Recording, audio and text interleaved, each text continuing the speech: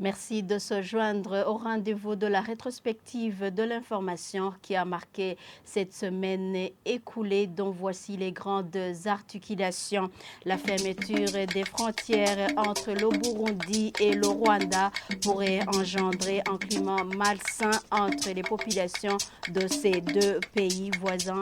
C'est la lecture du professeur d'université et expert en relations internationales. Les détails, c'est au cours de ce journal qui a marqué la semaine. Les travaux de protection des berges de la rivière Nahangwa, juste en bas du pont de la République, est dans un état déplorable selon les personnes sur place. Ils disaient que la cause serait le vol des matériaux. Les inquiétudes des élus du peuple, du rythme d'exécution et du nombre élevé des chantiers de construction sur le territoire national. C'était lors de l'analyse du rapport d'audit de la capacité budgétaire réalisé par la Cour de comptes pour la période de 2019 à 2023. Vous l'entendrez, bienvenue dans le développement de cette rétrospective de l'information qui a marqué cette semaine.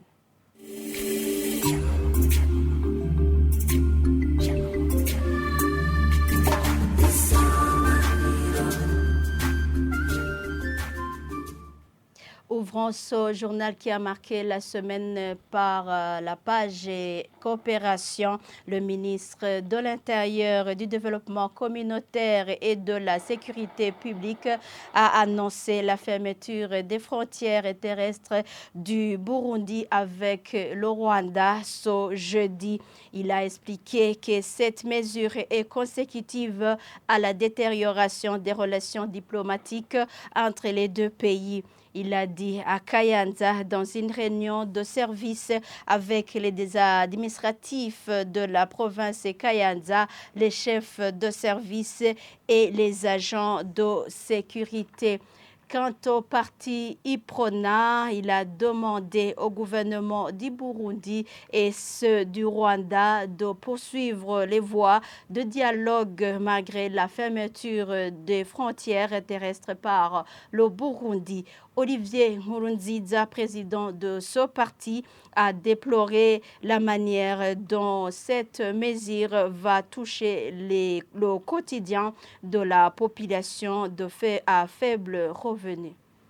C'est très regrettable d'avoir que cette mesure est arrivée à ce degré. Comme le ministre de l'Intérieur l'a annoncé, au niveau du parti Prona, nous avons pensé qu'avec ces techniciens en matière de sécurité, ils ont vu que peut-être il y a un danger imminent qui guette le Burundi à partir du Rwanda. Sinon, il n'y a pas autre raison. Nous lançons un appel au ministre de l'Intérieur qui a annoncé tout cela à travers lui, le gouvernement du Burundi, qu'effectivement, c'est une mesure qui a été prise alors qu'il y a peut-être des Burundais, des Rwandais qui sont au Burundi, alors qu'ils n'ont pas eu peut-être le temps de retourner, ils étaient peut-être allés se faire soigner ou faire d'autres obligations sociales, que ces gens soient facilités pour qu'ils retournent chez eux sans problème. Mais aussi, ce que nous continuons à faire comme appel, c'est de lancer un appel entre les deux présidents, du Burundi et du Rwanda, de continuer le dialogue diplomatique, politique aussi, pour qu'effectivement les relations se normalisent très rapidement. C'est très facile parce qu'ils se rencontrent dans pas mal d'organisations, quelles que soient East African Community, dans l'Union africaine. Oui, on peut comprendre les discours, mais les voies diplomatiques dans les coulisses, on peut continuer à échanger et trouver une solution. Je garde l'espoir que la solution, quand il y a un problème, il y a 1000 solutions. La fermeture des frontières peut susciter un climat de méfiance ou de peur entre les populations de deux pays voisins. C'est du moins l'analyse du professeur d'université et expert en relations internationales après la décision du gouvernement burundais de fermer ce jeudi encore une fois des frontières avec le Rwanda. Pascal Nionidigui a proposé qu'une médiation sous-régionale permettrait la sortie de ces conflits entre ces pays voisins.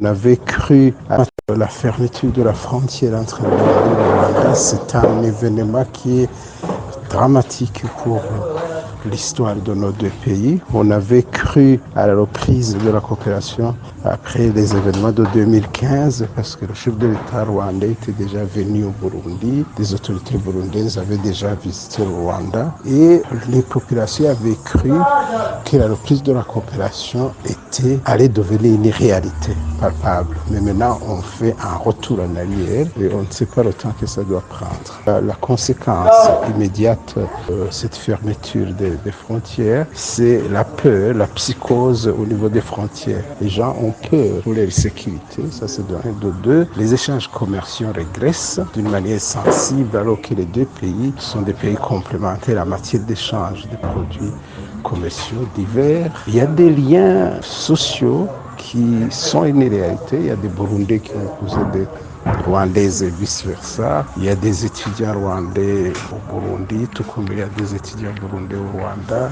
Donc il y a beaucoup de choses qui vont faire défaut chez les deux peuples. C'est vraiment très dommage parce qu'on était quand même suffisamment avancé et on croyait à la prochaine reprise d'une coopération normale entre nos deux pays. Mais maintenant c'est un retour en arrière. Donc je crois que la meilleure voie serait de mettre sur pied une commission d'enquête internationale dans le cadre de la conférence internationale sur la région des Grands Lacs, par exemple, pour essayer d'identifier le fauteur de troubles et de pouvoir le punir, ne fût-ce que symboliquement, pour qu'il ne le prenne pas, parce que c'est faisable dans un cadre sous-régional. Et puis par après, on pourrait envisager la reprise de la coopération progressive, parce que visiblement, il y a beaucoup de questions qui doivent être traitées entre nos deux pays. Le Rwanda n'a pas tardé de réagir et il estime que la fermeture des frontières terrestres avec lui, telle que décidée ce jeudi par le Burundi, va réduire le libre mouvement des biens et personnes entre ces deux pays. Pour ce voisin du Nord, cette décision qu'il a qualifiée d'unilatérale et inopportune viole les principes de la coopération et de l'intégration dans la communauté de l'Afrique de l'Est. Poursuivrons ce journal avec la page environnement. Les travaux de protection de berges de la rivière Nahangwa en bas du pont de la République sont menacés. Les personnes rencontrées sur place avaient déploré le vol des matériaux utilisés pour la construction du mur de soutènement de ces berges. Certains riverains s'inquiètent de l'état actuel de cette rivière et craignaient pour ce pont situé sur le boulevard Mngedi Gisabo. Ils ont demandé une intervention urgente des autorités. Mireille Kanyangé était sur place.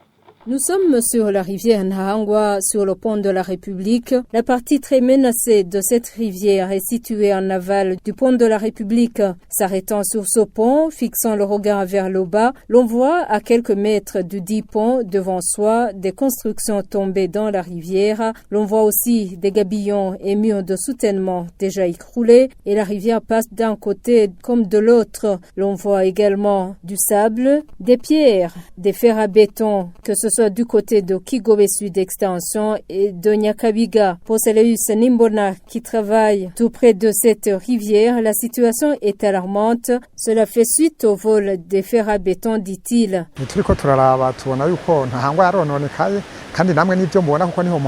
Si l'on regarde, l'on voit que cette rivière Nhahangwa est menacée. C'est ce que vous voyez vous-même. Sur cette partie, tout s'est écroulé. Les fils et fers à béton sont volés pour qu'ils soient vendus. Même les policiers les traquent, mais ils s'enfuient. Ces destructions, vous les voyez. Si vous regardez plus loin en amont, la rivière s'est coupée en deux.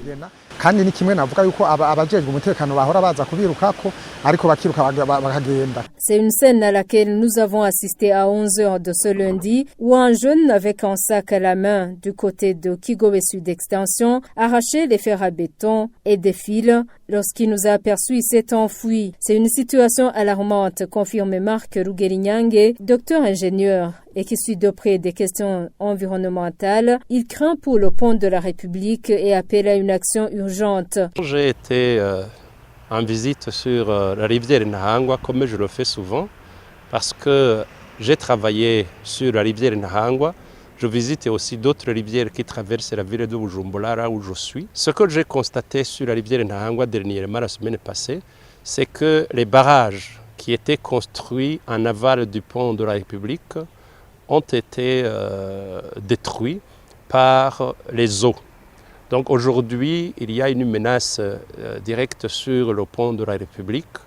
Je pense qu'il faut agir dans l'immédiat pour arrêter l'hémorragie. Ces ouvrages menacés sur la rivière Nhahangwa ont été érigés dès 2018. Cet ingénieur appelle le gouvernement à suivre de près de tels ouvrages après réception définitive.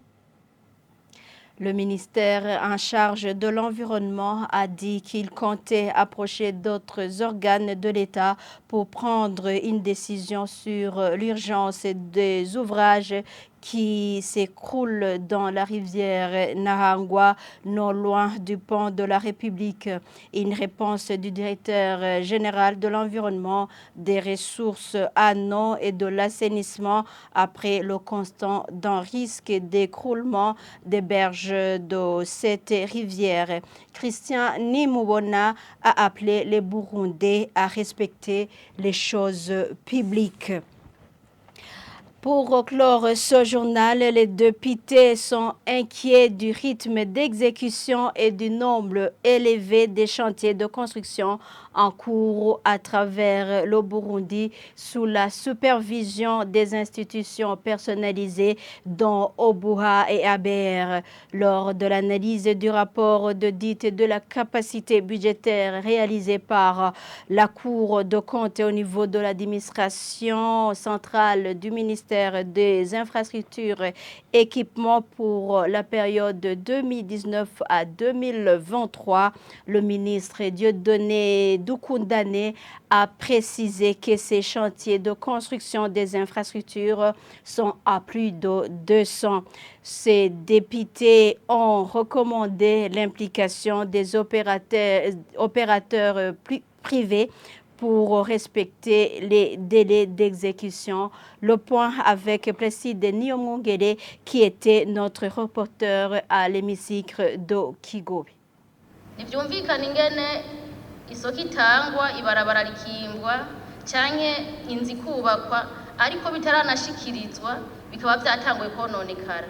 Selon le ministre des Infrastructures, les travaux de construction ou de réhabilitation des infrastructures sont au nombre de 205, dont plus de 80 en rapport avec les axes routiers. Pour la députée Bernardine Ndouimana, aurait prévu des travaux raisonnables qu'avoir des chantiers qui risquent de ne pas être achevés. Vu son nombre de chantiers en termes d'une centaine, n'est-il pas mieux d'en prendre au moins un tiers ou un quart pour privilégier le peu, mais avec assurance de les clôturer à temps, au lieu de prendre les 200 sans pouvoir les finaliser? Les députés Nyonzima Constantin et Olivier Sougourou mettent en doute la qualité et les délais d'exécution de ces travaux, car, disait-il, c'est incompréhensible que l'exécutant soit en même temps contrôleur.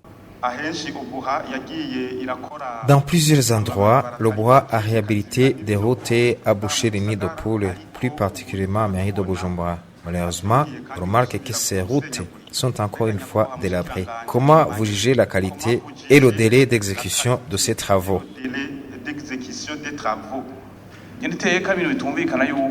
Monsieur le Président de l'Assemblée nationale, erreur est humaine. C'est incompréhensible que ces institutions de l'ARB et Obuha établissent en même temps des devis de construction, exécutent des travaux et font le contrôle et la surveillance. J'ai des doutes là-dessus. Il peut y avoir des anomalies. Ce qui mettra en danger ces finances engagées. Pour le respect des délais d'exécution et la protection des équipements, le député Léonard Hakizimana trouve qu'une partie de ces chantiers devrait être confiée aux opérateurs privés. Dans plusieurs endroits, vous avez laissé, monsieur le ministre, des graviers et autres matériaux sur des chantiers. Le particulier ne pourrait jamais laisser son gravier sur place. Même si on sillonne partout, on peut trouver des tas de matériaux laissés sur les chantiers car vous savez que l'État va payer. C'est pourquoi il faut privatiser ces travaux. De son côté, le ministre ayant les infrastructures dans ses attributions rassure que tous ces chantiers connaissent actuellement un bon état d'avancement malgré quelques défis qui trouvent des réponses au fil du temps. Ces 205 chantiers sont en cours, mais à côté, il y a 172 chantiers qui ont été clôturés. Les défis ne manquent jamais lorsqu'on est à l'œuvre. Il est difficile de critiquer celui qui est assis. Nous avions eu également cette recommandation de la part du gouvernement pour dégager les travaux à faire en régie et les autres à confier aux autres qui peuvent nous aider. Il reste alors la finalisation pour établir les responsabilités pour les chantiers mal exécutés ou pour ces matériaux laissés sur place.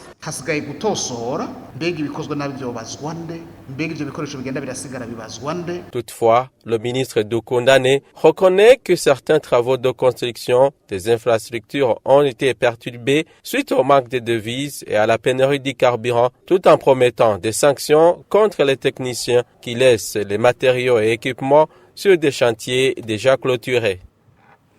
Et voilà, c'est la fin de ce journal qui a marqué la semaine. Merci pour votre attention et bon début d'une nouvelle semaine. Au revoir.